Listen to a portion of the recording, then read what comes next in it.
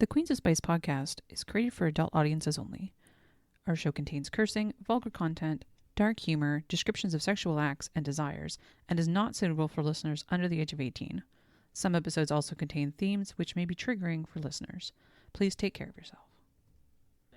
There's a nanny in my bed.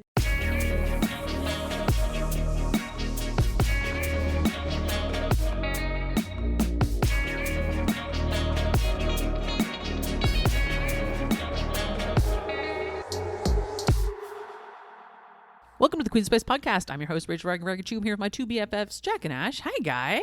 Hi, Rachel. Ashton, you sound marvelous. I'm so happy you're here. Thank you so much for being here. I love you. Still sick. You're still sick. Jacqueline, I love you Shocker. too.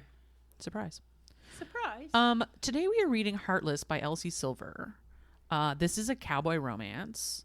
Yeehaw, motherfucker. Yee motherfucking ha. I want to do a cowboy romance for a while, and a lot of cowboy romancers are Explain. I don't know. Sometimes I read some of them. I'm just like, this is too yeehaw-y for me. What does that even mean? I don't know. This the reason I picked this series specifically is because it's just really well-rounded all the way around. What's too yeehaw-y? The first book in the series, he's a fucking bull rider. Yeah, but he's a bull rider from Calgary? Alberta. No, Alberta specifically, outside and of this Calgary. guy runs a ranch. Yeah, in Alberta though. That's not a yeehaw one. One might argue it is more yeehaw than owning a farm in or a ranch in like Nova Scotia, where it's that's like Krabupster. Okay, Jacqueline. What does a cowboy romance look like in Nova Scotia? Cowboys are fishermen. And what are the cows? Lobster. Fish. And what is the ranch? Boats. I love it. I want to read it. I want to read it too. Yeehaw. Working as a nanny for the world's grumpiest single dad should have been simple. Except I can't keep my eyes off of him, and he can't keep his hands off of me. Cade Eaton is 13 years older than I am and barely looks my way. Until I get him into the hot tub one night for a game of truth or dare. Then all bets are off, and so are our clothes. He's gruff, a little rough around the edges, but broad-shouldered ranchers with calloused hands and filthy mouths are this city girl's kryptonite, so who am I to resist? But it's in our quiet moments together that he softens. It's when he takes care of me that I realize that the hardened exterior is just a facade. And when I watch him go all sweet with his little boy, then I really fall for him. Someone convinced him once that his best wasn't good enough, but I never felt more cherished than I do in his arms. My contract may say this arrangement is only for 2 months, but my heart says this is forever.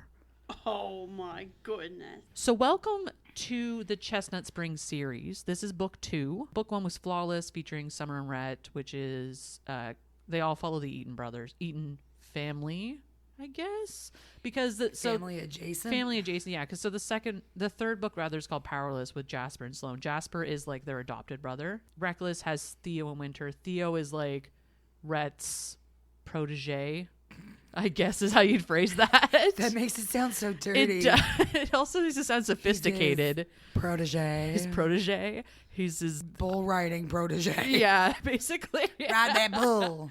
And then the last one is Hopeless with Bo and Bailey. I think Harvey Eaton, who is the father to all of these boys, might be one of my favorite characters I've ever read in a book. He's just trying to give his yard a blowjob, Rachel. He just wants to give his yard a blowjob. His yard? His yard, yeah, he's giving his yard a blowjob. I. That's all you need to know about him. Did you say I or hi? I. I don't know. There's something about Harvey, like every time he pops into this book series, because he's in every book, obviously. I should say, he he used to run Wishing Well Ranch. Yeah. His wife passed away when Cade, who's the main character of this book, was 8 years old. He's the oldest, and she had passed away giving birth to their youngest sister, Violet, who's the main? Not sorry to say main. She's a main character in the Gold Rush series, I want to say. Yeah, the spin-off series, which is it based in Vancouver? I don't think it's a spin-off. I think it's I think that one came first. Oh, that makes a lot of sense. Okay. Because it's interesting because I think it's in the third book, you actually, when Sloan, like, because Sloan and Violet are good friends because they're cousins. When like she goes off to visit Violet or something, and They there's bring them hay. yeah. So there's and you get a peek inside of Violet's life, and it's like, oh, you're a whole other series. Yeah, when they started like name dropping everybody, I Yeah. was like, wait, This has got to be an entire series of people with backstories and romances there's and a stuff. thing here. Yeah, so it's very interesting that like so that's another series by Elsie Silver. So lots of books. She likes writing her series about her strong female characters and her like I don't know, are they all kind of primal almost? Like they're all Winter, okay. grumbly. If you look at all of the Tough books affair. that we have reviewed or talked about, aren't they all primally and like a little Growly boys. They're all strictly hetero couples though, so I mean that's a big like Oh, in difference. the I guess. books, I was In the like, books, we've yeah. definitely done. Oh no, sorry, yeah, in her book specifically. So who we're not talking about though is Willa, and she's the nanny. The book opens with Cade interviewing for a nanny to look after his 5-year-old son Luke. And some are getting mad at him. And he's Some are his sister-in-law getting mad at him. and so Summer, who's well not quite his sister-in-law yet, but is gonna be she's engaged to his brother Rhett. And Harvey are both helping him kind of find a nanny to look after his son for the summer, because where he's not in school, he doesn't want him like running around the farm to like get in the way and being bored and whatever. And then also And getting into trouble with Harvey. of course, and then and his previous caretaker is just like getting too old to look after him basically, so they need to find a replacement. It's hard to find good childcare. And so he is finding this as well because he's turning down every single person because he's like, these are a bunch of gold diggers who are really just looking I for. didn't have that problem. I didn't have to turn anybody down because they wanted to fuck me. I had to turn people down because they sucked. Yeah, well, he has a whole different set of problems than you do.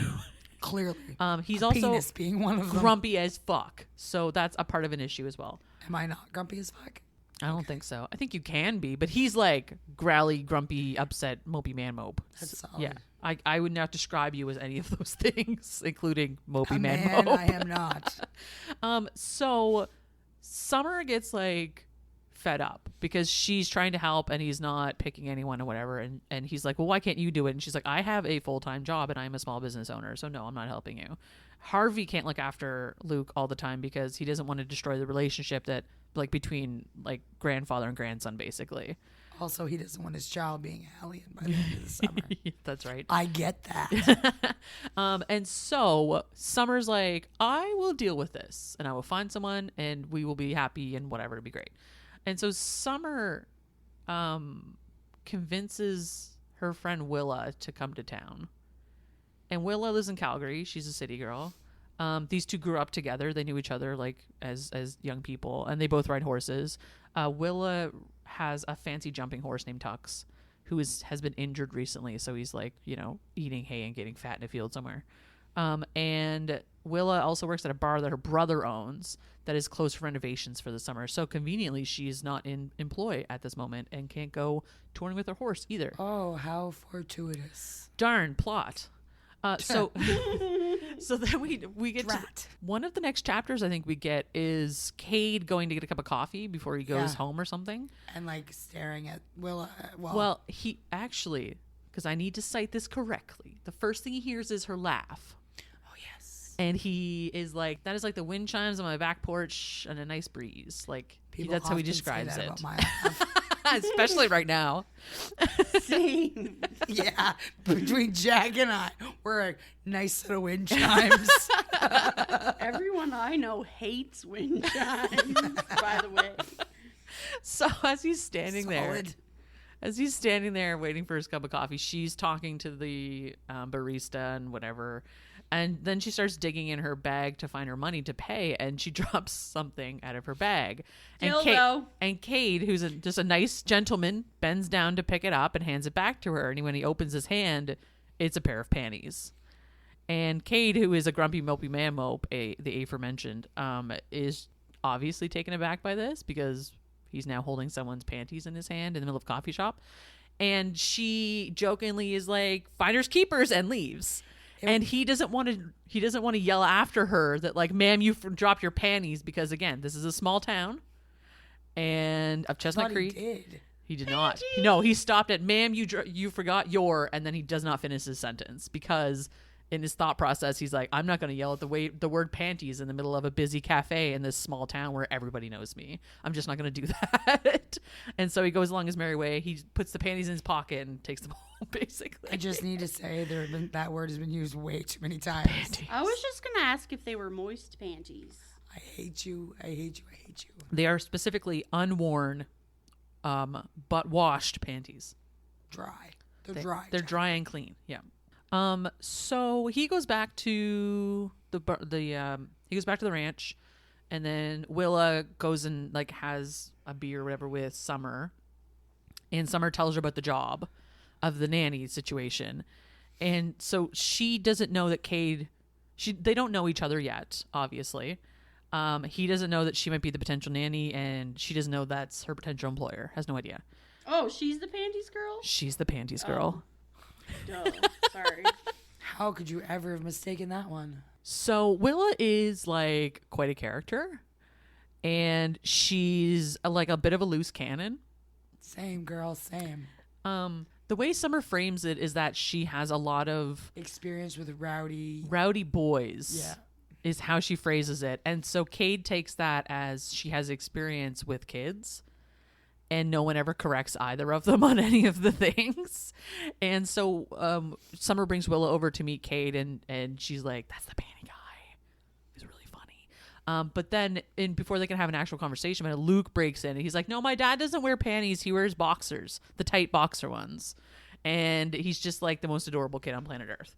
And then Willa, it ends up that like he and Willa go and have some fun, and they're like climbing a tree or something, or climbing a tree. Well, like Summer takes them off and goes and have fun, and Cade does whatever. But he ends up on the back porch with Rhett, his brother, in the back of his and Summer's house, and Willa's like climbing a tree with Luke, and like a grown ass woman, as one does, and so she's encouraging Luke to like try to climb this tree that he's like really apprehensive about, and just being like really supportive and just friendly with it and stuff. And friendly with the tree, the kid. Oh, okay. Yeah. Potentially I don't think she brings up the tree at all in a friendly manner. She does, however, after Luke jumps down, she starts climbing the tree, because Luke's like, well, you have to climb the tree, how high can you go? Yeah, well, yeah, it was a question of like, how high can you go? She's like, I don't know, buddy, let me see.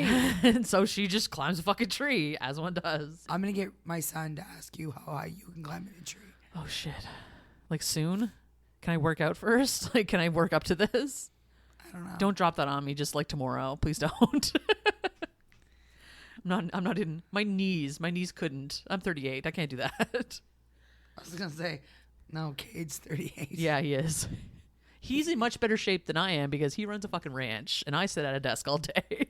He ends up hiring her begrudgingly, for a myriad of reasons. And she becomes a live-in nanny. She moves in with him, and she looks after Luke all day, and they have a lot of very fun things they do. And there's a lot of very interesting learning experiences going on there. And Cade is like so off-put by the whole thing, and it's very amusing to me, because he's just trying to keep up this like grumpy, mopey man mope facade the whole time, but he like is slowly getting the hots for his nanny. And I love how uncomfortable it makes him feel. It's so uncomfortable. It's hilarious. And I should note too, he stuffed the panties in the back of the junk drawer for whatever reason. That's where they live now. That's where they live. That's where they live. It comes up later. It's important. That they're sentient underwear that live in a drawer. The panties live in the back of the drawer. Just kidding, guys. This is actually a fantasy novel about a sentient pair of underwear. Boy, howdy. I'll look for it. I'll see if I can find it. If anybody can find it, Rachel, it would be you. Oh, I'll find it. There's a lot of day-to-day stuff of her like building this friendship with Luke. And one of the first things they do is they do like hillbilly lettuce throwing. What? Jacqueline's like, this sounds like fun. Did I put that in your notes? No. In all honesty, it does sound like something we would have done. I said, what is the hillbilliest shit you've ever done? What is the hillbilliest shit you've ever done, Jack? I'm curious. Probably got married on a farm. Oh, I put that in their notes too. And also, like, rode a bucking Mechanical bull. mechanical bull In a wedding thing dress. in a wedding Yeah, dress. I have a picture of that. That was a good one. Yeah. Oh yeah, I was wouldn't also get on present it. for it. Yep. Also drank in the woods and whatnot. But We used to do that all the time Yeah. now. That's Is that not- hillbilly or is that just small town? yeah, maybe just small town. Could be. Underage drinking, specifically in the woods. Cow tipping? Never did that.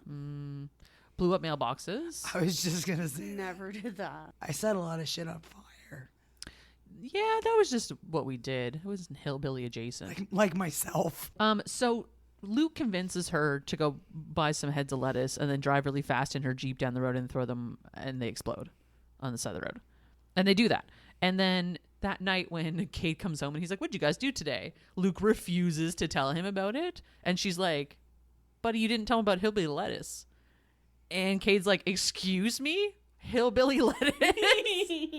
And of course, Cade is like, "Do you mean throwing lettuce out the window?" And of course, Luke cops to it and he's like, "Luke, I told you that you're not allowed to do that because it's wasteful." I love this moment too because as a parent, having somebody go and do something that I would not allow my child to actually do, and then having that person be like, "No, that was not okay.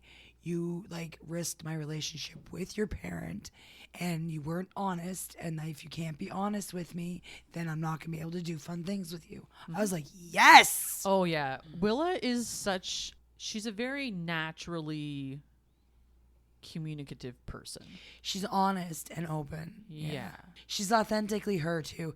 Like it's just, there's no pretense with Willa. It's just like, what you see is what you get. She's upfront with what she has to say And who she is. and who she is. I also will say off the top here, her mother is a sex therapist and her father is a rock star. Just so we can have some context here. And to her own admission, her parents are awesome. She has really great parents and she has really good relationships with her parents. So She has parents. and she has, her parents are alive, Jack. Jealous. So admittedly, when she finally has the conversation with Cade later that night, he's like, "Yeah, I can see why you're so good with kids and you work with them and stuff." And she's like, "I've never worked with kids." And he's like, "Excuse me? Are you serious?" And this is where he starts, like, he does, like, there's a condescending moment in there too where he like starts at her with a specific tone and she's like, "Okay, listen, if you're going to demean me and treat me disrespectfully, I'm leaving. I will not take this job and I will not be treated like this." And then he's immediately like, "Right. I am sorry. That is not what I intended. Please stay," whatever. And he immediately backtracks on all of it. And then It's she like- makes him beg. It's like adulting or something. Yeah, interesting. So she like immediately like, "Here's my boundaries. Do not cross them or I will leave." And that is what is going on. And it's like, perfect. So someone's been to therapy or therapy adjacent, which is great.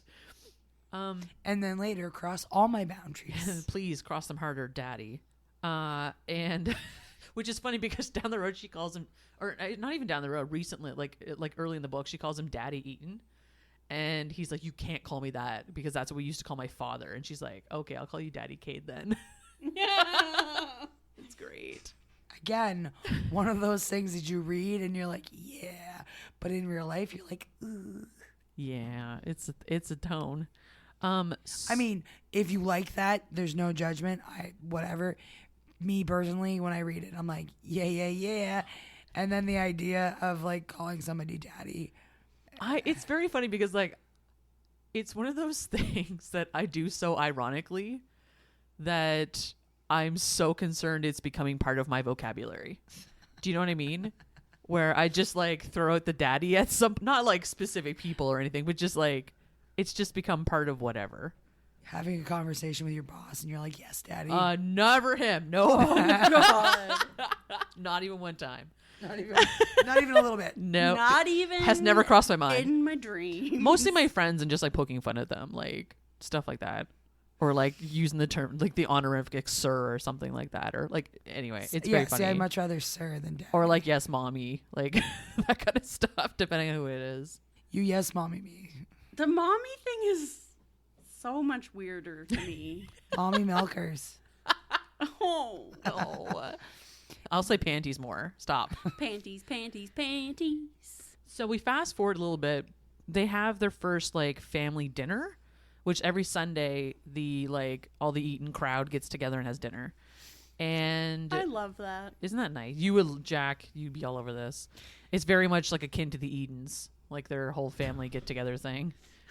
It's throwing me off because we read the Eaton family, Eden, yeah. Eden and Farm. their dad's name is Harvey as well. Yeah, it And is. now we're reading about the Eatons, Yeah. and their dad's Harvey. And it's like, okay, Harvey's a very like farm dad name. is it? Yeah. I don't know. I mean, 2 out of 2. I don't know a lot of like farm dads, but one's in Calgary and one's in Montana. Very close. So they have their dinner, and this is Harvey, and Blowjob in his yard. blowjobs. What? This is the second time I've said it, and the second time she's reacted that way. This is not where he talks about the blowing jobbing. The Oh, blow job he right. did on his yard. That's the next family dinner. Anyway, this family dinner, Bo just declares that they're all gonna go out, and they're gonna go to the bar. Yeah. He does declare. He does declare, I and do declare. because he's military, and so he's going to be shipping out soon. He's like, no, we got to go out and like have some fun, He's blow like some steam special off. ops or something. Yeah. So they all go to town and go to the town bar, The rail yard. the rail yard, and No. Yes. rail spur. Rail spur. So the rail spur, they go out and like have drinks, and like the locals are all whatever, and The locals are all whatever. and so no, one of the drunk. one of the guys comes over who Cade knows because they used to they used to do cattle competitions together, wrangling, and I don't know if that's what it's called. it has a name. He asked Cade to do this with him again to like step up, and because it's like a team of 3 or a team of 4 or something they need. And Cade's like, no, I'm busy with the farm. I'm not doing that. Whatever. Don't I time for have that a stuff. job. I have a job. I gotta do grumpy, grump. And of course, Will is overhearing this and whatever. And Will's like, you should do it. And he's like, no. And then the guy turns around and starts like almost hitting on Willa. And Cade immediately was like, no, actually, our plan was just to go have a dance, and we're just gonna go do that. And so he deflects the flirting with another guy by dancing with Willa, which he absolutely doesn't want to do, but he does want to do because he's jealous as fuck. He doesn't want to. But I mean, you know what? How many times have women done things they don't want to do to impress a guy that they like? Well, but he also, Or- this is the thing though, is that he genuinely would like to dance with Willa. It's just that he's a grumpy, mopey man mope, and that's what's holding him back. I love that I said that once and it became such a huge thing. It's good. I love it. They go off and dance, whatever, and they have a chit chat, and then They have a chit chat. they have a chitty chat, and then he goes and sits back down, and she dances with like 4 other guys. And there's a part. I remember one part of this too, where it's like she sits down on the couch and she like they're sitting on a love seat or something. It's only 2-seater, and she leans forward to pick up her drink, and she puts her hand on his thigh to like help her lean forward so she doesn't fall or whatever. And he gets lost in that thought for whole minutes in the book about how close her hand is to his junk. You love to see it And though. oh my god, you love it. He's just like, he's so in his fucking head about it, and he's like, no, she's the nanny, you need to stop. She's the nanny, you need to stop. She's stop. You gotta stop. And this is why women read books like this. Yeah. Because they want men to think about them in a way that is Slightly obsessive. Slightly. Yeah. and like but also respectful. Respectfully obsessive. Respectfully obsessive. I want that on a shirt. Respectfully obsessive. How I like my men. You're not wrong though. I feel like there's like I like my men the way I like my something. Serial killers. Respectfully Obsessive. Okay, so everyone goes home for the night. Cade is in the hot tub relaxing because he's a hot tub. It's like his one little like, thing he has for himself. And he's laying there drinking his whiskey, and Willa comes out, and she's going to jump in the hot tub. And then she's like, oh, sorry, I didn't know you were right here. I'll just go in. And he's like, no, go sit in the hot tub. Like, whatever, it's fine. We're It's adults. cool, we're both adults. We're both adults. And this is where the game of truth or dare comes in. Does it? It does. And because this is where she dares him to do the rodeo show with what's his face. Because it escalates to the point where he's waiting for her to like, he picks dare at the end, and he wants her to dare him, to do some naughty things, but she picks pulls one over. she pulls one over. It's like, no, you're gonna do something that you love instead. I'm gonna trick you into putting yourself first. Exactly. As only a woman would. Of course.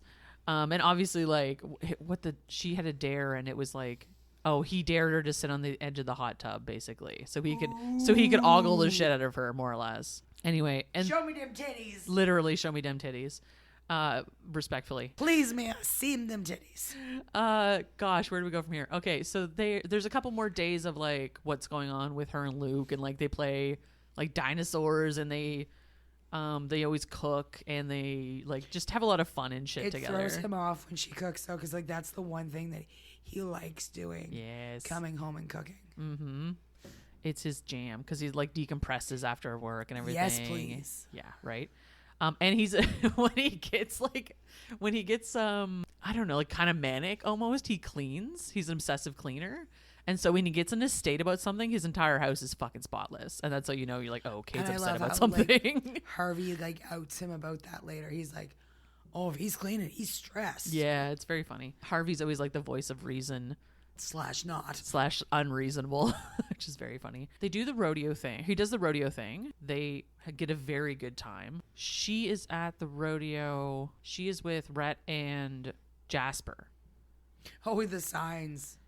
No, that's later. That's when he's competing at the higher level. I love Rhett's relationship with Bo.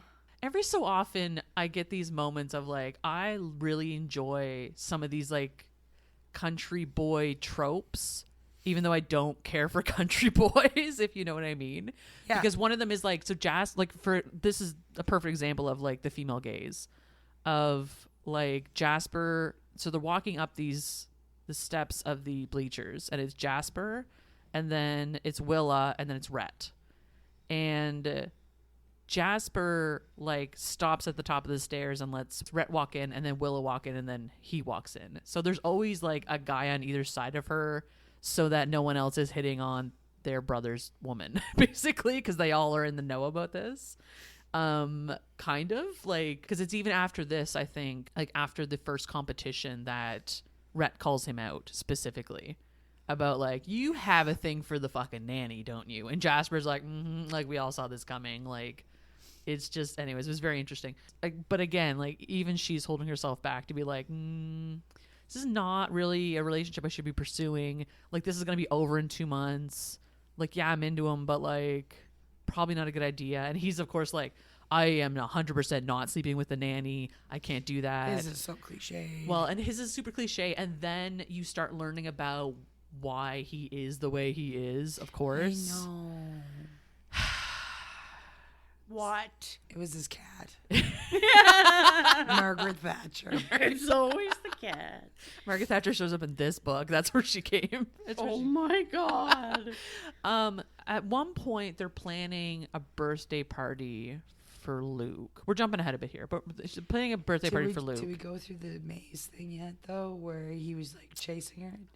No. Did that happen? That happened before that. It did, yeah. Oh my gosh. There's a lot of like weird day-to-day stuff that's like her hanging out with Luke that I am kind of glossing over because it's not like romance plot point, but I guess it is too, because that one is. Well, but she also like part of the thing about Willa is that in this story she falls in love with Luke in like this, I love this kid to death. Like, he's the best. Like they're like best friends, and they hang out together and they do stuff, and it's like, and Luke like loves, like adores her. And anytime she's not around, he's always like, when's Willa coming back? And just like a 5-year-old kid, but it's like, you know, because this is a grown-ass adult who engages with you. And Luke grew up like basically without a mother. And like, because his mother took off when he was like 2 years old. And which at one point, because she took the dog with her, and what she said to Cade was, you can either keep the dog or the kid. And he's like, do you mean our fucking son Luke? Like, the whole thing is bad. You start learning more and more about Luke's mom, like bits and pieces, and then you meet her later, and it's just like, Jesus fucking Christ. There's another thing I need to talk about. Okay, there's a couple. So there's one day he leaves her Post-it notes on occasion. Oh yeah. And there's one day he leaves her a Post-it note about breaking a horse's back or something. he's alluding to they're trying to like break horses with horse stuff. You know, when they take a horse. What? They take a horse. I'm just letting her go. I'm just letting her go. There's like a horse. So there's this and horse. they try and break it. And they want to make it so that it's rideable. And in order to do that, they have to quote unquote break the horse. And to do that, you have to put all the tack on it, and then you have to try to ride this? it. Nope. And then when the horse is cool with you, then you can ride it. When the horse is cool with you. Scientific phrase. Uh-huh. So please don't quote me on any of this because I have no idea what I'm talking about. I went to Rachel's art an school. expert in breaking horses. Anyway, Horses are very good judges of character. ranch, horse. Breaking Essentially, backs. Willa Business. is badass and like Yeah, so Willa goes out basically and just like tames a horse in 2 seconds. tames a horse. I don't know, whatever they call it, horse tamer. Horse Horse breaker. horror breaker. I like that moment though because that was written from Willa's perspective, wasn't it? Yes. And like she actually goes through the mechanics of like feeling the horse move this way, which means she needs to move this way. Mm-hmm. And like essentially she's trying to out wild the horse. And all the guys are like, whoa, look at her go. And of course, Cade is also like, get the fuck off the horse right now. And she's like, ha ha ha, ha. No. And then he's like, stop looking at her. Yeah. And then of course he doubles down on the like, see, she could do, the nanny's awesome and she's amazing, but don't you fucking look at her. Because, and I should have mentioned too, when she walks out onto the ranch where they're working with Luke, all of the guys who are working there are not looking at her, as in like eyes to the ground, because Cade has specifically told them, do not put your eyeballs on the fucking nanny at all. She's 100% off limits to everybody. And it's like, everyone except you, Cade Eaton, LOL. After all that, anyway, again, they have like the flirty, like so the post-it note thing was like supposed to be a flirty thing, and she came out to do the thing, and he was like, I was joking, and she's He like, had a horse bone. too bad. Yeah, basically. Shit, she's good with my kid and she can ride. Horses. Just horses, nothing else. So then He comes home and she's playing hide and seek with out Luke. in the hay. There's a bunch of hay bales set up like a Marshmallows. maze. Yeah, the marshmallow ones. With I think they're unmarshmallowed. They're just raw hay. But yeah, the big marshmallows, field marshmallows. They just show up out of nowhere. getting ready for Lucky Charms. So Luke and Will are out there like playing hide and seek with each other, and Cade just like interjects himself into their game as one does. Or as Cade does. And he has a raging boner about all of this because Willa. Primal shit. So Willa's trying to keep away from Luke, and Luke's trying to hunt her down, and Cade is now hunting down Willa, and he catches her, of course, and she's like, no, we gotta hide, like wherever he is, and they end up like on the other side of the maze, and Cade like is chasing her down at one point and pins her up against the hay, obviously, and they have like makeouts. And when they're having makeouts, one of Ashton's favorite things on planet Earth happens. Just from makeouts. He impregnates her. He gives her a puppy. Neither of those things, but very, very close on both occasions. He jizzes in his pants. And he jizzed In his pants. Wow, so they're just making out against a hay thing and he jizzes in his pants. Totally just comes in his pants. 38-year-old man, just bam. Now, does she recognize She does not this? notice this. Okay.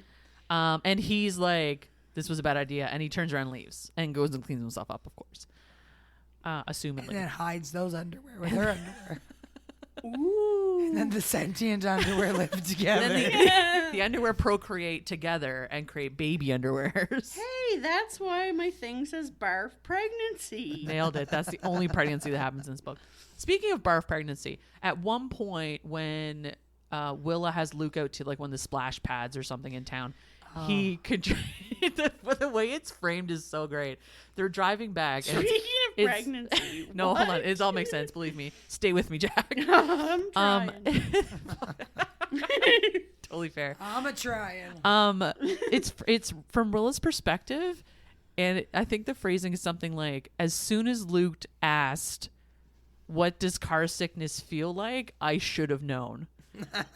Because shortly after, he starts projectile vomiting onto her back seat.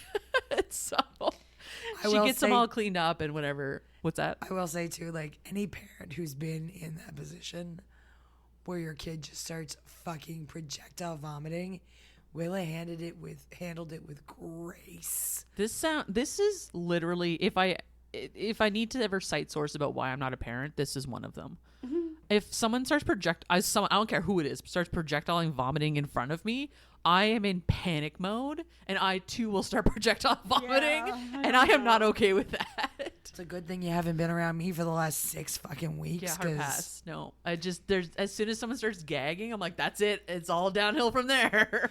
I can't do it. So the kid starts vomiting in the back seat. She gets him cleaned up, tidied up, whatever.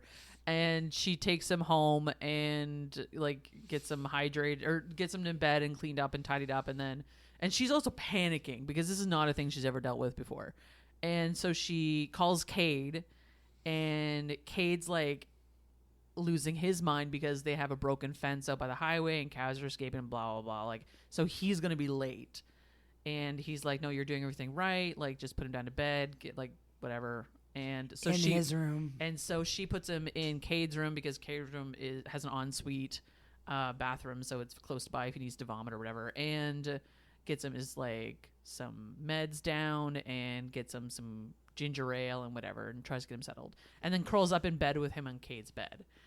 And when Cade comes home, he has this moment standing in the door where he's like, Willa's laying there with Luke in his bed, and he's like, there's a nanny in my bed.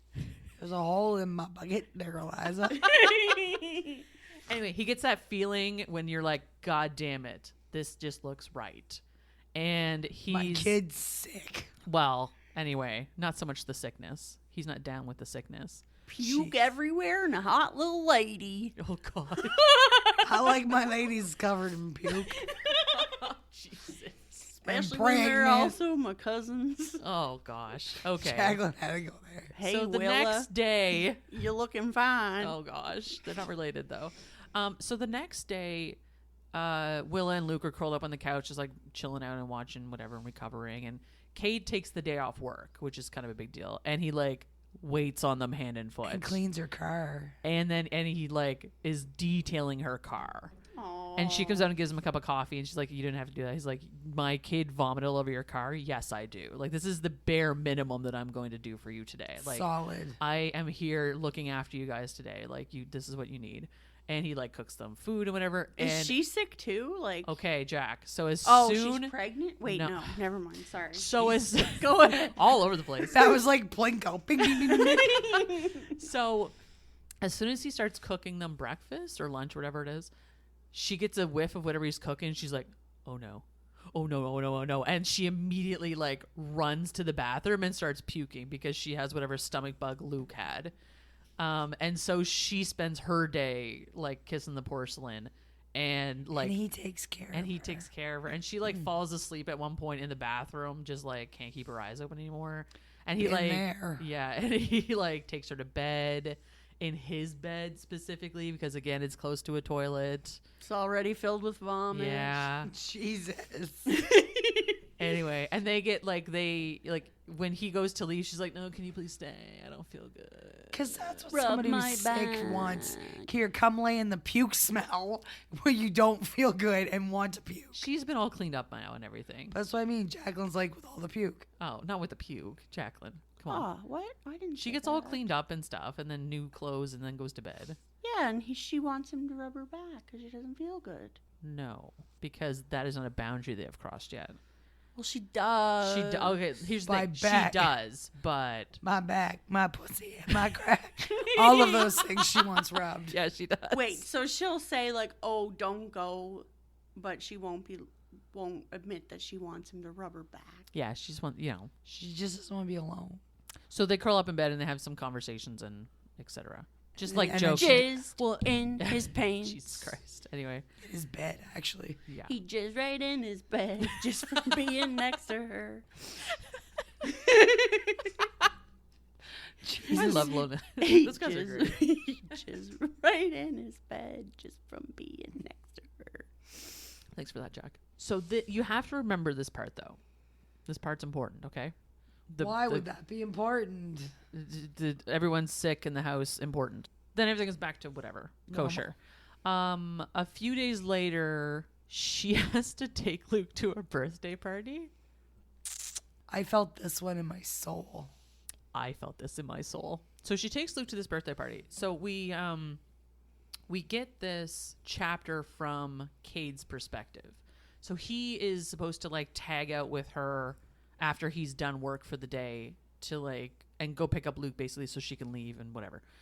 At a birthday party. At a kid's birthday party. Where's she supposed to go? So, well, she's just going. She's off for the day. She's like, Oh, because I she see. keeps like normal hours and she's off on weekends. He shows up to this birthday party. He walks into this situation that is going on, where Willa is like leaning down in front of Luke and like protecting him, like comforting him because some shit has just happened and he's soaking wet. He's standing there observing this situation before like getting fully involved, where Willa confronts the kid whose birthday party it is, confronts that kid's mother and is like, your little kid just pushed Luke into the pool with all of his clothes on and then held him underwater.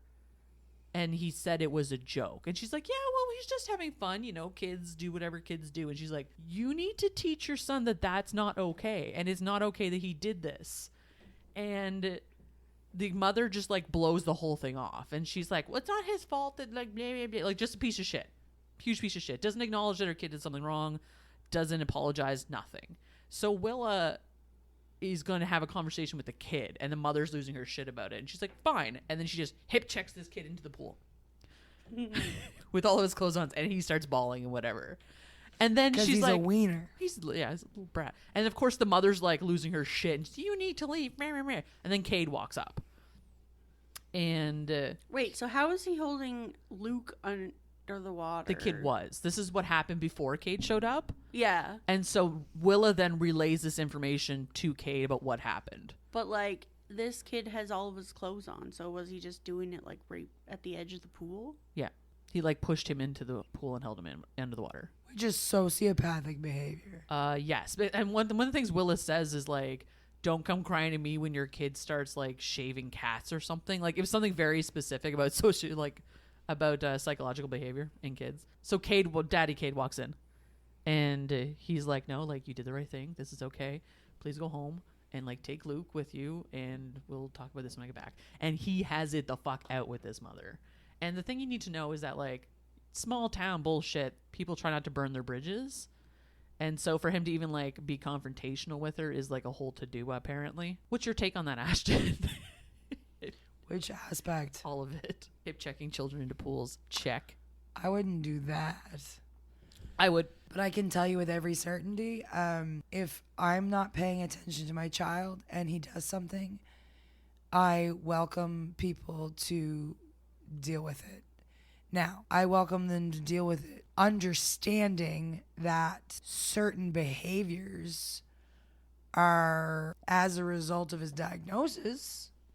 Your kid's also not a piece of shit, though. No, but we operate on my son's diagnosis is an explanation for a behavior that might exist, but it's not an excuse for a behavior that exists. Okay, so I want to ask you about the other side of this. If like, so like Willa is protecting Luke, so Luke in this situation be your kid.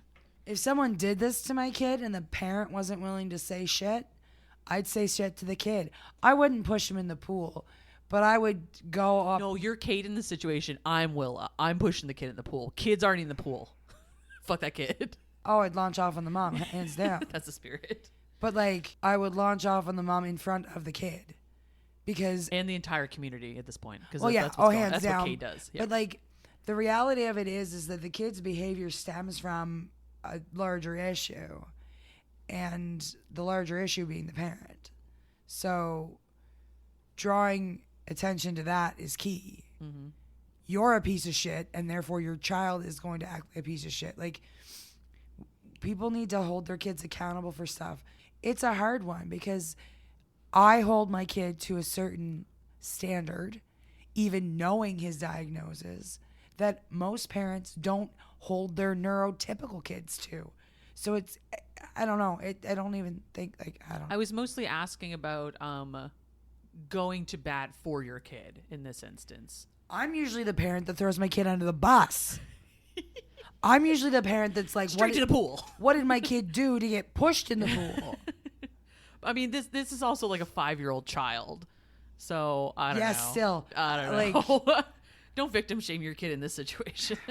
But what did you do to get pushed in the pool? You piece of shit. No, not like that.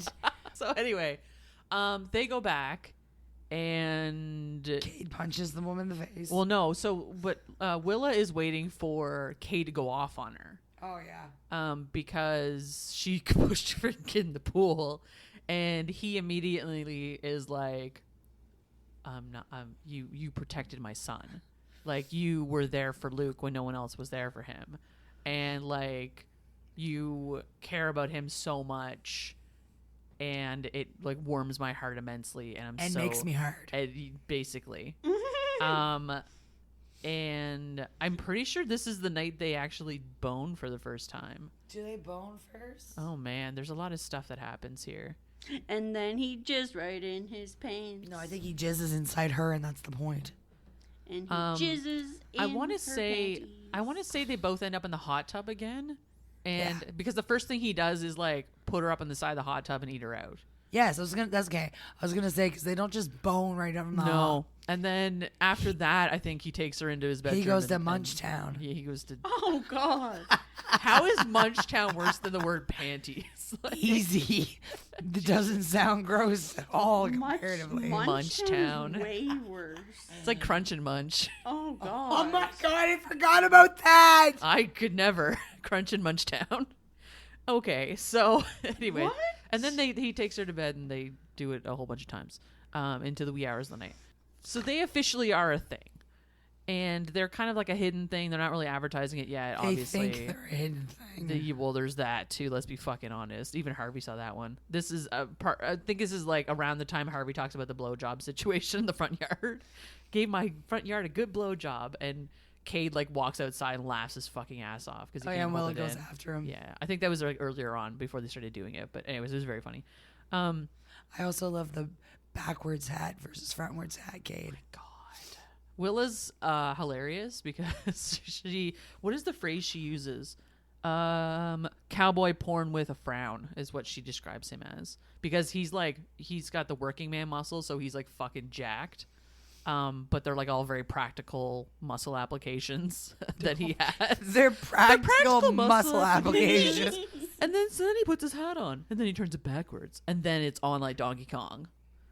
Because that's, I don't know. There's something about he turns his back sideways and he's a fucking Pokemon master. Now it's time to get serious. Oh my fucking Christ. He's a Pokemon. Tauros, I choose you. Yeah, well, that's what Ashby turns his hat around backwards. That's, his battle time. Anyway, that's the joke. Penismon. So we're going to fast forward to the birthday party. He uses spit. Fast forward. We just talked about the birthday party. No, sorry. Luke's birthday party. Oh. Yeah. Birthday party. The kid's birthday party. Which Talia's invited to. Talia is invited to. Who's and then that again? His baby daddy, his baby mama. Luke's mom. Luke's mother. And she kicks up a shit. Oh, I should mention something too. At the beginning of every one of these chapters, there's like a text exchange. That was one of the things I loved about this series. It was in every fucking book. Yeah. That text exchange. And it wasn't always just between the two main characters. I love that it like flushed out all the other relationships and gave you pieces of things from characters in other books. Like Rhett and Summer. Like it like flushed out their relationship a little bit more. Well, in this one too, like it provides so much context, and it's like there's so much context there that Elsie Silver doesn't have to write. Like, it's just in a conversation. Yeah. And it's such an easy element to add, and like a wonderful element to add to the beginning of each chapter to like drive this story. And so it felt so natural and it flowed so well. And I really just appreciated this like little bit of context. Plus, like, I love text exchanges. Yeah. Like, it's just quirky and fun and just like, I don't know, it's kind of nice. So that's how you get the information about Talia, where she like is invited to this birthday party for her son, and she kicks up a shit because she's like, oh, well, it starts at like 2:00. Why can't we start it at noon? And he's like, because this is when it starts. And she's like, well, I have a dinner thing, so I might be there overdressed. And it's like, okay, cool. Like, just the whole thing is stupid. Yeah, go fuck yourself. Oh my God. It's a big go fuck yourself. Nobody actually wants you to come. We're just inviting you to be nice. Literally. Like, it was interesting because I think even in the text exchange, she's like, do I need to tell Luke you were there, or do I need to prepare him for disappointment? Is I think how he exchanges it. And she's like, you're so dramatic. Jeez. Like, just, but this is like the one time she ever shows up. To literally things, once a always, year. Yeah. Always his birthday. Yeah. And like. And then she makes it all about her. Exactly. Mm-hmm. The narcissistic mother. It's like. It's insane. And she shows up like dressed to the nines, like wearing high heels in a field. Like, none of it's. Anyway, she's a fucking piece of work. She's a fucking piece of work. Cunt. And Willa has been briefed about what she's like. But even Willa is like sitting there trying not to explode because this woman is insane. Like, you could change. You don't have to wear your fancy fucking shoes and everything. Not even Jack, not even that. At one point, she comes over to talk to Willa and they have a conversation. And she's like, oh, so you're the nanny, like, and then insinuates that, you know, she's obviously there just gold digging to sleep with Cade. And this is where it comes out about she like entrapped him basically into marrying her by, oh, maybe I forgot my birth control a couple times, and maybe I was not even on birth control, and, you know, he just wanted someone to settle down with and whatever, and this, that, and the other thing, and like basically entrapped him with a kid.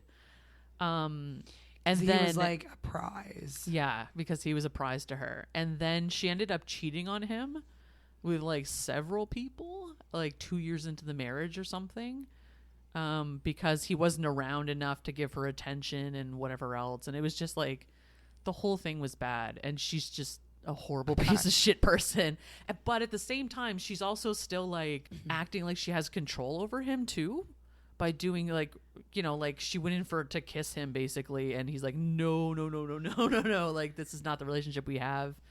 It's an ego thing for her. Well, and just the way she was like casual touches and stuff like that, and of course Willa's watching this just like vibrating. She's like, what the fucking shit is going on right now? Well, because this woman walks in and she's like admittedly very, very pretty, and so Willa immediately gets she's a like 10. Yeah, like insecure. Oh, super insecure. And so the kind of pièce de résistance is Willa had been teaching Luke how to play guitar.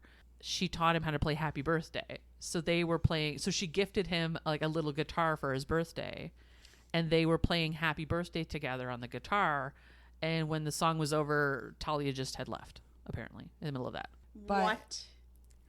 But before that, I was like, you skipped over something. I skipped over one thing that Jacqueline's going to be reading later. What a cunt. There's a cunt involved. And in the middle, so after the explosion, after Talia drops that before the explosion, after Talia drops that bombshell, Willa is like, I'm fucking done with this bullshit. I need a drink. And she marches off to the house, like tries to, you know, grab a bottle of wine and like grabs a glass and stuff. And then Cade comes in behind her, be like, what is up? And she tells him all these things. And he's like, yeah, I know.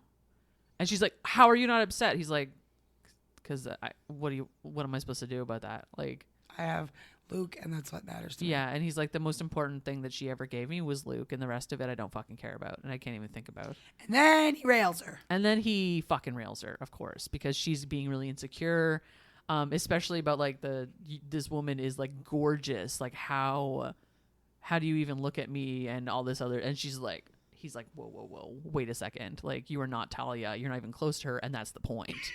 So then we come to Wrangling Day. the day of wrangling, where they wrangle all the cows and I was like, they bring them in to get vaccinated and tagged and stuff. that day. And this is the day when everyone gets together and like comes and wrangles or the cow stuff, yard ranch shit. I don't know, man. Breaking horses and wrangling cattle. Yeah, sure. And Jasper's not supposed to help, so he's going to, obviously, because he's a goalie tender for the Calgary Did you someone just or call him a others. goalie tender? Goalie tender. He's a goalie tender for sports ball. Like a chicken tender, but he's a goalie. Picture a chicken tender like hockey goalie stick now. That's amazing. Yeah. He's a goalie tender. He's using chicken nuggets like Grimace. So, and of course, like, Violet doesn't usually come to this, but she surprises Harvey and shows up with Sloane, of course. And then Sloane and Jasper have a moment, of course, because that's the next book after this. So we have to set that up. But so all this, they have the day. yeah. Violet meets Willa and they hit it off, of course, and they're officially best friends. At the end of the entire day, Cade is like finishing up with whatever, and he ends up like slamming his hand against a fence, between a fence and a cow or something. And he ends up breaking 2 of his fingers. And so they have to go to the hospital. So Willa drives him off to the hospital. And when they're at the hospital, this is where we run into Winter. And Winter is Summer's sister. Oh, fuck off. Listen. The joke is even made, Jacqueline, that what kind of sick person did this, because Summer is the nice one and Winter is the cold as ice one. Like, it's such a fucking joke. But anyway. I really liked Summer's story in that, like, she was the like, I like what they did there. Like, I don't know. Okay, so let's backtrack. So Summer and Winter are sisters. Winter's older and Summer's younger. Yeah. And Summer is the nanny's kid. Yeah. With not Willa the nanny, but the OG nanny, with her father's, father slept with the nanny sort of thing, and then here we have Summer. The 2 girls were raised together, And then though. Summer came. And then surprise, Summer's here. And then the parents stayed together for whatever reason. Summer's mom and dad. So Summer's mom and dad stayed together.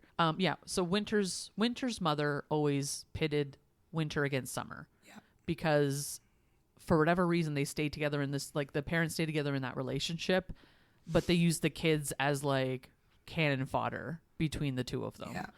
And the dad just let that happen to Kit, I think his name is.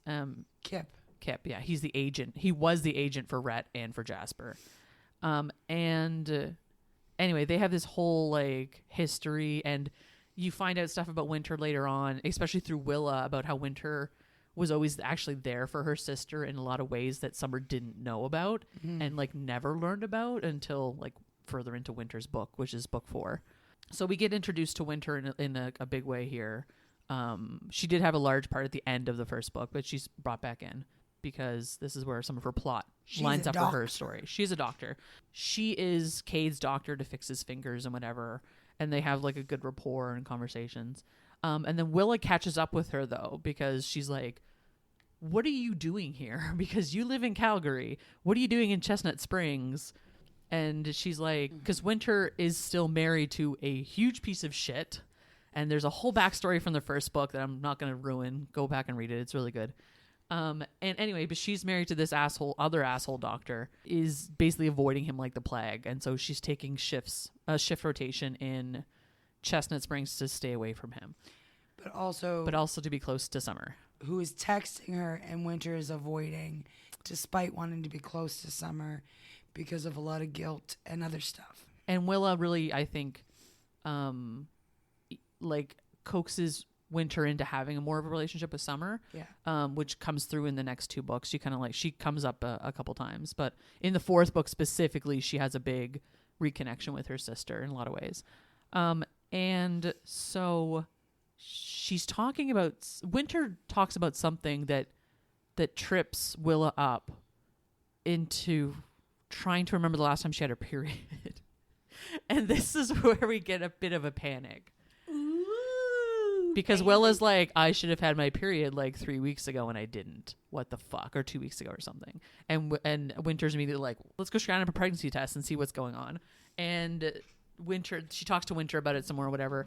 And Winter the justification here is that like, oh, you barfed up your birth control for a few days in a row because you were really sick. Legit though. Anyway, here and there. If I could get pregnant on birth control. It depends on a lot of scenarios here. Because it depends what kind you're on, and it depends how often you take it, and it depends on where you are in your cycle. There's a lot of different components. But anyway, I'm not going to go into it because... The biggest thing is the cycle. Yeah, yes, but like also being on certain types of birth control fucks up your entire cycle, and so it doesn't even matter. Anyway, regardless, that is the plot that we are going with, so I'm not going to go into the fine details of birth control right now.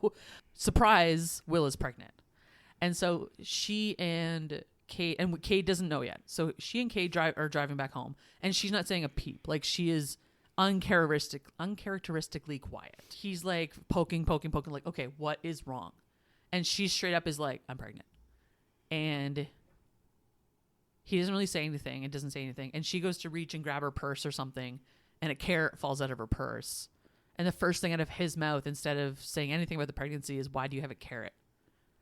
And so she is like losing her freaking mind about, she's like, you didn't say, like, what am I supposed to do here? Like, I'm freaking out. And the first thing you fucking asked me about is a goddamn carrot. What the hell is going on? They start having it out into this like kind of fight. And she's like, I'm just going to go sleep at the main house tonight, which is, I should have mentioned this too. The ranch is plotted out into a bunch of different homes and like locations. So like, Rhett and Summer have their own plot of land that has their home on it. Cade has his own plot of land that has his home on it. The main house is like on its own plot of land. And then there's like other plots that are like separate. Like Jasper has his own plot here and stuff like that. If he wants to build on it, that kind of shit.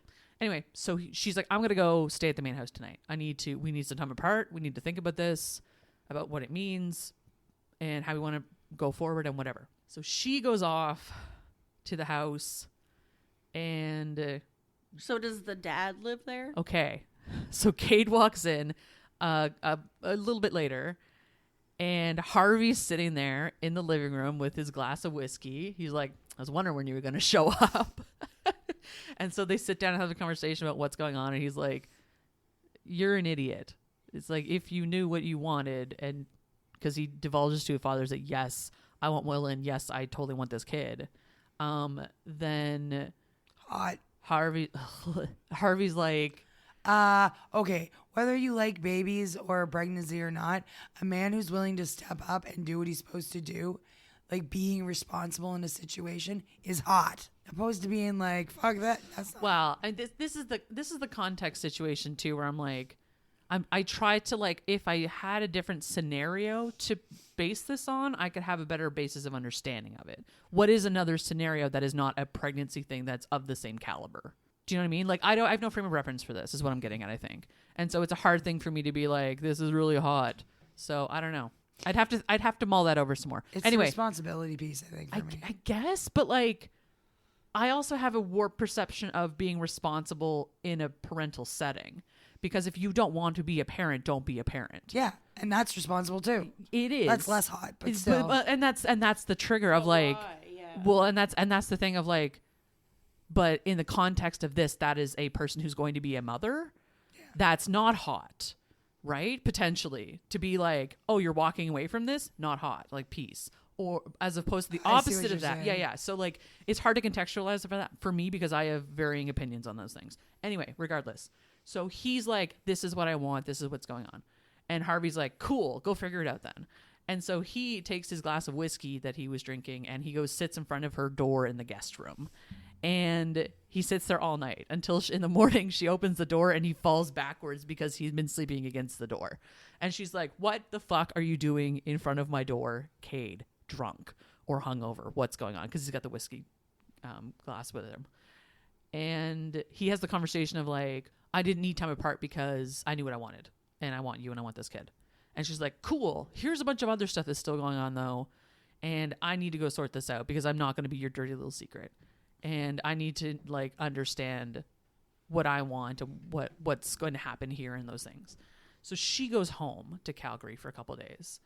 And in the meantime, the walkway. He starts rage landscaping is how they phrase it.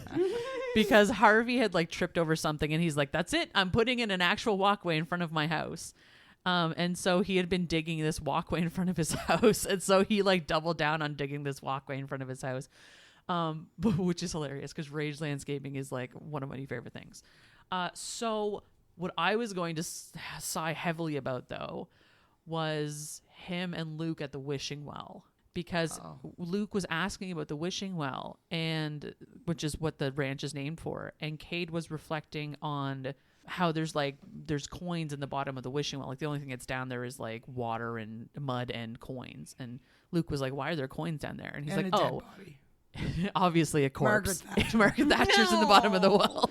Rip. Margaret Thatcher. So he's telling Luke about like throwing coins in there with his mom and making wishes, like when he was Luke's age. And Luke's like, well, what kind of stuff would you wish for? And he's like, I don't know, like treats or candy or whatever. And he's like, did your wishes ever come true? And he's like, probably most of the time, knowing my mom. And Luke's like, can I make a wish? And he's like, yeah, sure, buddy. Like, I'll get you some coins. And then he pulls a coin out for himself too. And they both throw the coins down and make the wish. And then he asked Luke, what did you wish for? And he said, I wish Willa would come back. Cade is like, I wish for the same thing. Adorable. And so I'm sorry, there's no dragon dicks or fucking detachable penises in this. Are you though? No, I'm not. that's okay. Willa has a convo with Summer and tells Summer she's pregnant, whatever, and this, that, and the other thing. And Summer's like very pragmatic. She's very chill compared to Willa's not chillness, which I really like. The two of them together are wonderful characters. Because like Summer's just very analytical and straight to the point about stuff, and Willa's like, I'm off the handle all the time. Hi, Rachel and Ashton. Jesus. So they have Guess the who's who? Jeez, I wonder. So they have like the big conversations about like, what do you want, and you know, and there was I should have mentioned to you a while ago. Summer was standing beside Cade, and can't remember what was going on. I feel like Willa and Luke were like playing dinosaurs. There was some context of Willa and Luke specifically, and Summer was standing beside Cade, and Summer's just like elbows him in the side, and she's like, so you fell in love with my best friend, did you? And he's just like, yeah, I guess I did, didn't I? And so like, well before all of this, Summer, like, to your point earlier, Ashton, everyone knew except for them, sort of situation. Idiots to lovers. Idiots to lovers. Is that really what people call it? Yes. Yeah. They end up together, and they end up like when she shows back up, number one, Luke is super excited and wants to practice playing guitar. And she's like, go practice by yourself, but I got to talk to your dad real quick. And he's like, okay, but before you do that, I got to show you the sidewalk that me and Dad built. And we put our initials in it.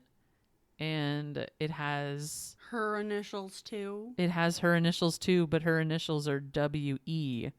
And she's like, buddy, that's not my initials. And he's like, yeah, Dad put that one in there because he said that's going to be your initials soon. Because her last name is Grant. So it should be W-G. But Cade's like, no, it's going to be Eaton soon, obviously. Because he's doing the commitment thing. He's claimed her as his I'm watching own. you like quite literally painfully go through this. And then the initials are there, and it's like, oh, God, that's so gross. I can't Here's the believe thing. it. Here's the thing. The first time I read this book, because I think I read this before you did. Yes, because I was dying. Yeah. And this was the third book in a row, because not of this series, but like I'd read a couple other books or whatever, that like the third act conflict was pregnancy. And I didn't know, because again, I don't read the summary sometimes. I just read the book. Oh yeah, you were melting down. And this was the third one. I was like, for fuck's sake, not again. I don't want to read this again. I was so upset the other two. And then this one, I'm like, God damn it. It's and a good I book. laughed my ass off. You love that. You live for that shit. I'm like, for fuck's sake, I hate it when that happens. But so they obviously, like, he ends up proposing to her. They do the happy ever after thing. They have the kid who is named for his mother. Emma. Is her middle name. Yeah. Her middle name is Emma. They call her Emma. What else happens? They do end up getting married down the road. This book, though. No, not in this book. She's forced to take his last name because otherwise Because of the initials. the fucking initials wouldn't make sense in their fucking walkway. Amazing. Thanks, guys. And she does admit to Luke, too, that she fell in love with Luke before she ever fell in love with his dad. Oh, so adorable. Gross. I hope she explains that it's a different kind of love. Jacqueline. You're the worst. Oh, the last thing I need to talk about is, because you brought up the sign, the one that Rhett makes him. Oh, yeah. Pretty good for an old man. I think the last chapter is him going back to that wrangling competition with the other guys and then like winning the whole thing, obviously. And she's sitting she's sitting down, or they're all standing down on the sidelines. And I think at the end he puts his cowboy hat on Willa's head, which is the universal cowboy symbol. You're gonna ride that cowboy. Yeah, it's something like you wear the cowboy's hat, you ride the cowboy, or something like that. Yeah. Anyway, it comes up in the first book in a very interesting way because Red is super possessive in that book, and so he sees someone else's hat on Summer's head, and Summer doesn't know what that means, but everyone else does, and it's a whole to do. And then he pees on her. Well, no, he slings her over his shoulder and takes her out of the place, but yeah, close enough. Pees on her. Metaphorical peon. Anyway, so Jacqueline, now that we're at the end of the book, here comes the fun part. Here comes the baby. This is the part that happens. Is it the part where she hip checks the kid into the pool? Man, I'm sorry. That's not porn. Doesn't matter. Why can't we read something fun? That is fun, isn't it? I apologize, Jacqueline. No, this is just some smut. This is what happens in the middle of the birthday party. Not the one where she hip checks the kid. This is the middle of Luke's birthday party where she gets upset and Cade comes in and rails her instead. Oh, okay. If you can't stop running your mouth with that self-sabotaging bullshit, I will shut it for you. His hand cups my cheek tenderly.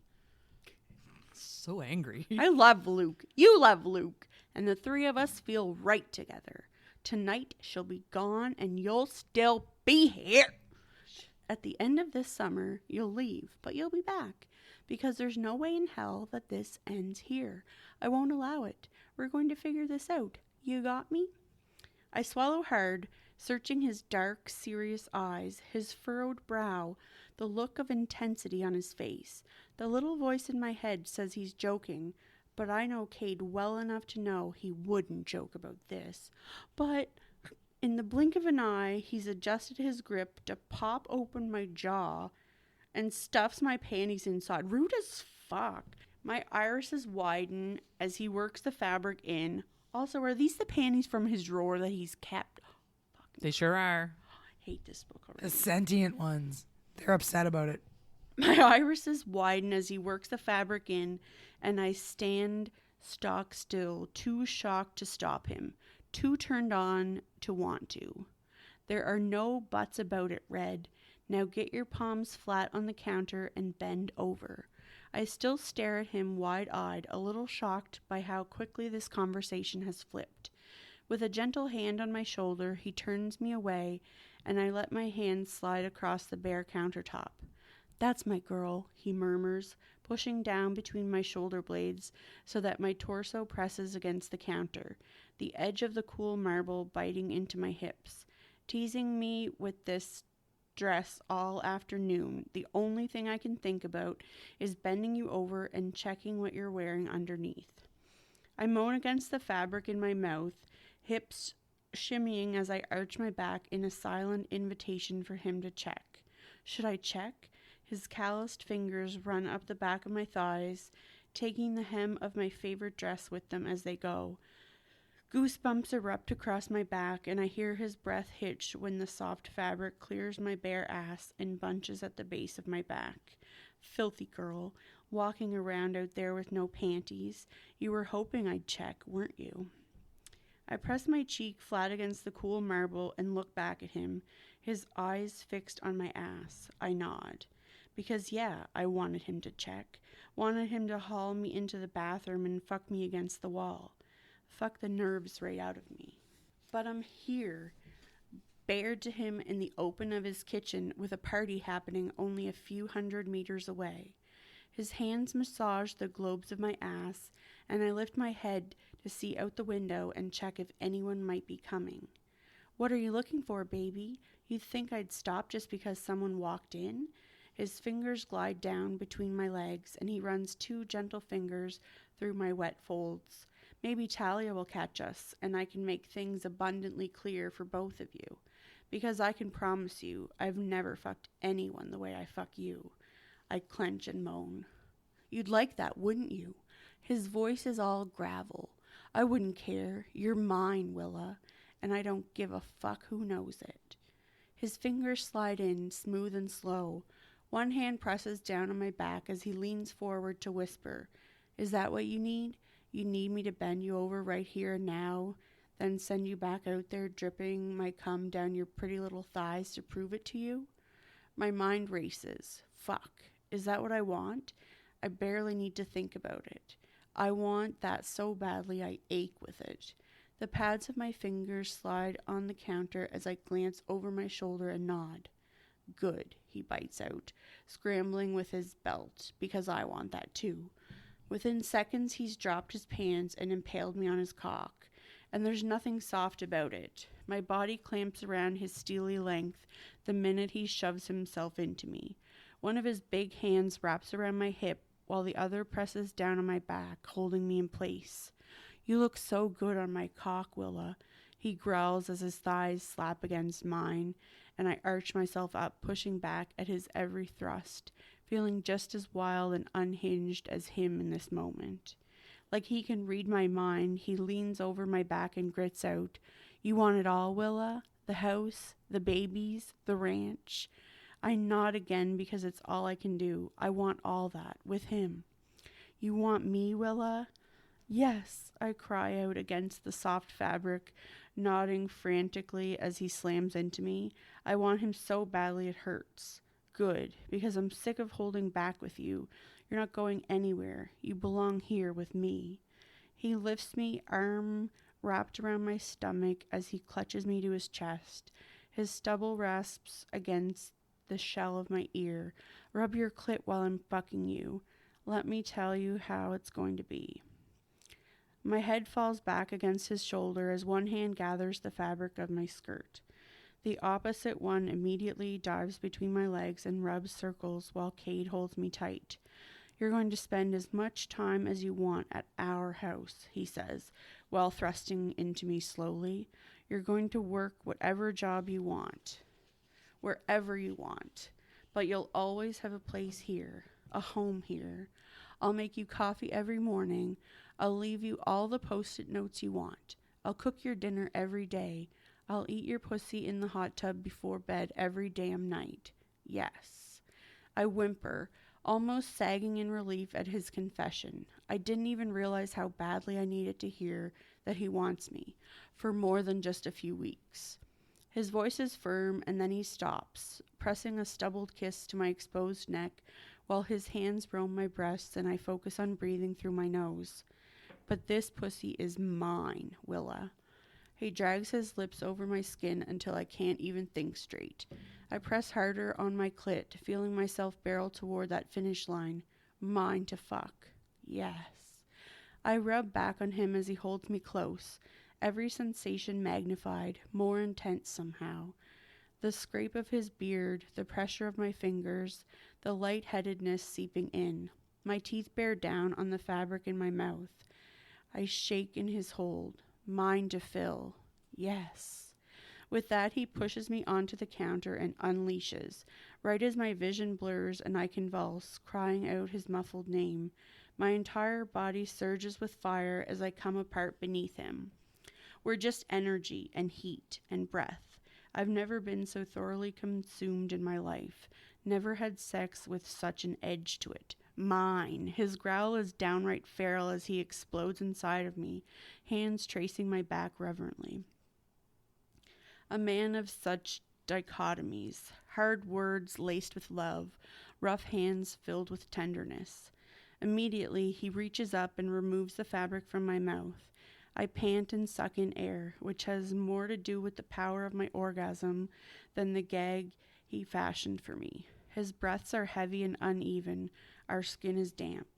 And even though I don't think I can get any hotter than I already am, when he pulls away and puts one hand on each globe of my ass to watch me drip his seed, I do. Thanks for that, Jack. Yeah. There's How'd you feel? Yeah, how did you feel about that? I wasn't expecting it to be so, Yeah, primal. yeah. Yeah. Hot. Cade Eaton is a primal boy, and Hot. he likes to watch his cum fall down her leg after he's expended into her. Right, when she's just walking around a 6-year-old's birthday party. 5. Oh, well, yeah, he's 6 now, I guess. Hilariously, after this, actually, he takes those underwear and puts them on her. Okay. And he doesn't let her clean herself up, though. Right. Something's got to hold that spunk in place. Someone's got to hold it in there. Yeah. So we've come to the rating portion of this game. And I think we should rate this on giant marshmallows. Wet children. What? No. I wasn't going to go that far, but... Ones that you pushed in a pool. why are you going to make it weird, Ashton? You guys went weird, not me. I think I prefer not to rate it on wet children. So let's go with giant marshmallows. Let's go with 7 giant marshmallows. For those listening at home, a giant marshmallow is the things you see in the fields during hay season. They're bays of hail. They're bays of hail wrapped in plastic. Bales of... We say bays of hail? I don't know. Bales of hay. Bales got of it. hay. Nailed it. And then they're wrapped up. Yeah, and Plastic. they look like marshmallows. Yeah. And they just appear in the fields randomly, so it's really funny. Yeah, they're like crop circles. Yeah, exactly. So we're going to rate it on 7 of those. You don't think we should rate it on breaking horses' backs? I don't think so at all. Broken horses. No. No. No. I'm going to... So out of 7, like 6 marshmallows. It's getting a marshmallow off because I just don't like the pregnancy trope. It's not my thing. I did, however, stick this book out because it was a very good read. And the romance... Like, I was so... I don't know. I got so caught up in it that I didn't even think about what the third act conflict could have been. It didn't even cross my freaking mind that it was going to be pregnancy. And when it was, I was disappointed, of course. But at the same time, I'm like, I was enjoying this book so much for the first 200 plus pages. And then there it is. Hiding in plain sight is the fucking pregnancy trope. It's like, God damn it. Bam, a child. It's like, fuck. Anyway. Yeah, they did that. I get the baby. And hilariously, so this is a 5-book series. I read 4 of the books. You read all 5. Yep. I did not read the last book for reasons, but the 4th book, which is Winter and Theo, is also a pregnancy book, but it's more of like a child book, I guess, because Hillbillies love getting pregnant. anyway. But I like that book had a different vibe to it, Oh, 100%. and I think I liked that one more than this. Yep. I picked this one, which we talked about briefly, because it's earlier in the series. And when I'm encouraging people to read these books, I don't want to make you invest in like 5-book series sometimes. I do. You do. I like to be a little more realistic with it.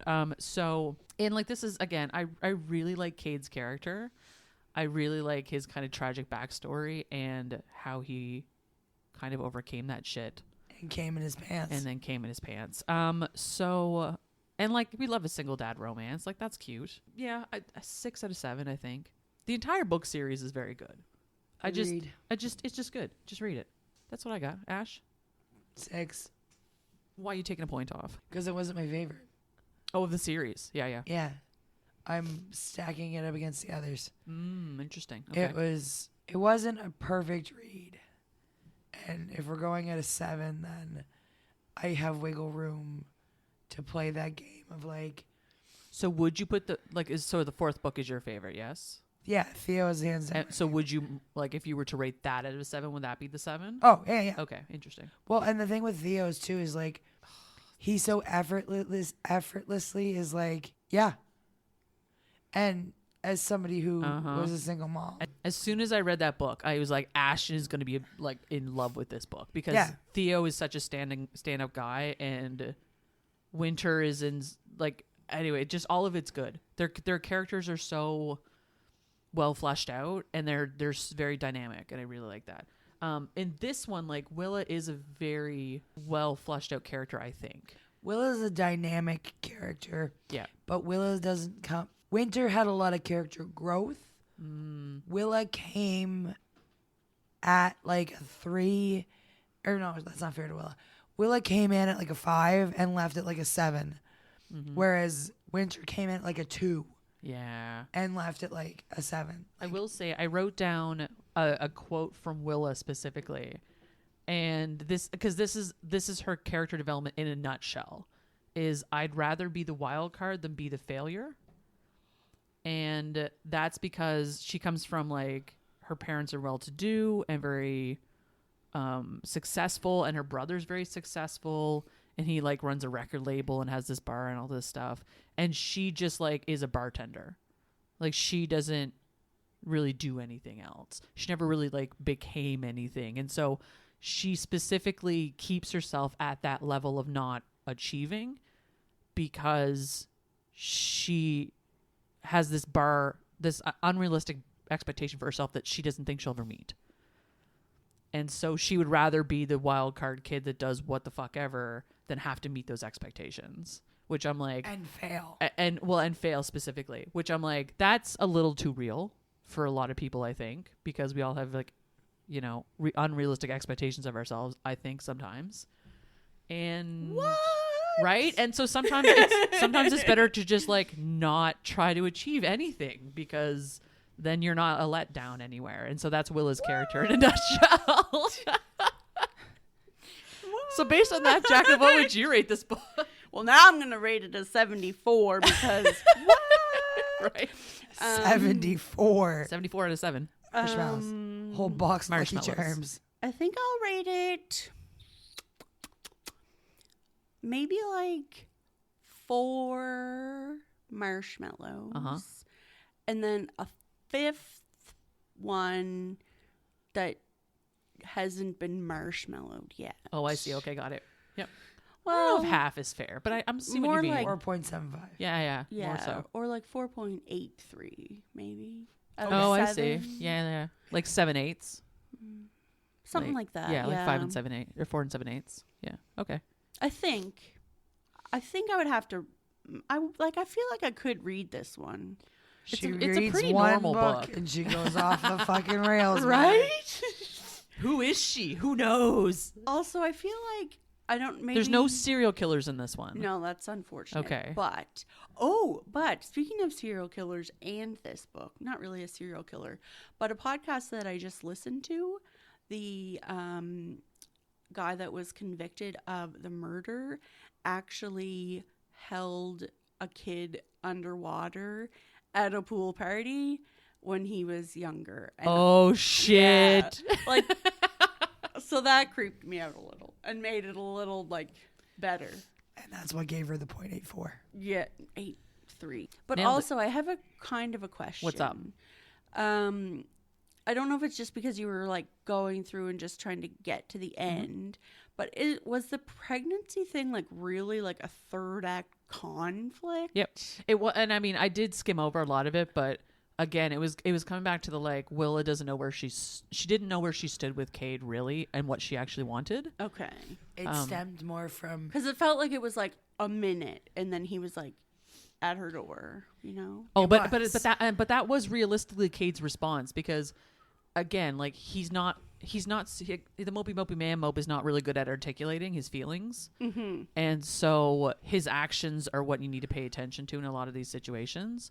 And so him sitting outside of her door is him being like, yeah, I don't have to think about this entire situation at all, like, I know what I want, but he just couldn't articulate that to her in a minute. And it was more her not... her processing. Yeah. Yeah, but at the same time, and I should come back to this too, because this is kind of a big deal. She was giving him a choice, because part of her thing is that she didn't want him to feel roped into this like he did the first time around with Talia. She like, yeah, tricked him. She tricked him into this, and so Yes. she wanted him to make a concrete, important decision, like, based on his own thoughts and feelings about it. And he just mentioned a carrot. Okay. Yeah. Yeah. That makes sense. But he in his head is like, well, obviously this is what I want, because as you read, he pinned her up against a wall and railed her and told her that she's getting all of these things. Yes. And those are what she was asking him for. So it was kind of she didn't take that. She took that as in the moment kind of stuff, not at face value. And he was kind of face valuing it because where he's not an emotional person, he puts emotion in those situations when he's feeling vulnerable. Right. So, I get you. Yeah. You know how it be. Men, go to therapy. Okay, maybe it can have its marshmallow skin. 5 marshmallows. Thanks for that, Jack. And then there's just like another skin where There's just a skin laying there in the middle of the the insides ran Marshmallow away. condoms just laying there. Poof, gone. Thanks for that, Someone Jack. stole my innards. I didn't read any other books this week, in case you were curious. I'm sure you're not. It's okay. Me and Bucket Nuts have been binge watching Grey's Anatomy from the beginning. I've heard a couple people doing this recently. Would not recommend, That's totally fair. Totally fair. but still love it. We're going to talk about a little bit of Grey's Anatomy next episode. Potentially. God. Fuck. Ash, do you have anything you want to talk about? Puppies. No. Ash got a puppy. Did you know that? I did get a puppy. I heard. Anyone who knows Ashton knows that she got a puppy. Do you know how they know? My son got a puppy. Oh, come on. Ashton got a puppy. Well, yeah, but it was for my son. Like I said last episode, I read a lot of dark romance lately, because that's what I do. Apparently. Sometimes you get on those kicks, right? And you got to read some dark romance. Okay, well, to that point, I read Sick Fucks by Tilly Cole. Go ahead. And the reason I read this was it's been taken off of All the platforms. all of the things. Yeah. Like you can't get it anymore Why? because the content is like Can I have it? if you want it. Anyway, my client of mine has dipped her toe into dark romance, and we were having the conversation about it, and she brought it up, and I was like, I bet you I can find it, and it did. Now, what I will say is, I read some of the books in Tilly Cole's Hanged Man series. I was not shocked by the direction the book took. So there was a lot of trauma on individuals under a certain age, is all I'm going to say. But the fucking direction it took, he was a sociopath. Well, I don't even know what he was. He gets out of this place that he was being held for fucking 10 years. And he's already twisted going into it. He's twisted coming out of it. And he's gone to save the girl that he was in love with when he was 12. Whose dad forced her, both of them, through all this stuff. And her mind is so fractured based on the trauma that she went through that he like cuts a hole in the floor and pulls her through it because she's obsessed with Alice in Wonderland. Oh, because Alice in Wonderland. Okay. And when she kind of comes out of her dissociation or whatever, she's speaking in a British accent, and he dresses her up like Alice from Alice in Wonderland, and they go after her father, not quotations, he is her father, and her uncles, they're not her uncles, they're her father's like business associates who were just basically a bunch of horrible humans. Uh-huh. And he assigns Alice in Wonderland identities to each of them. Oh my God. So she calls him Rabbit, and he calls her Dolly, and they go. And kill the Queen of Hearts. No, the Queen of Hearts is the first one to die, Perfect. and then like Cheshire Cat, not Jabberwocky, no Jabberwocky. Tweedledee and Tweedledum. Like Yeah. Wild. it was a ride. It was interesting because of course they have sex, blah blah blah, whatever. But the different sex in it, like that moment of like, oh, this is different. They're doing something weird.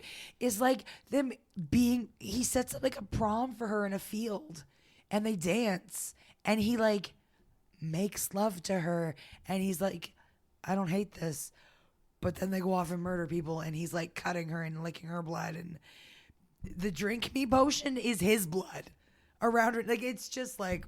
This was a rock. There were choices made. I read that book. I finished it. And I don't think I'm going to read any dark romance for a while.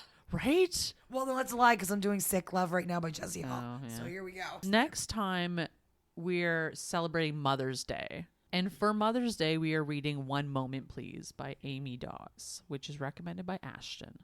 So that is available on Kindle Unlimited if you want to give that a read. It is also on Amazon. I picked up the variant cover from Amazon, which I'm very pleased with. So we will talk about that next time on the Queen of Spice podcast. Thanks for hanging in there, guys, despite the pregnancy. And we will see you next time. Bye. Bye.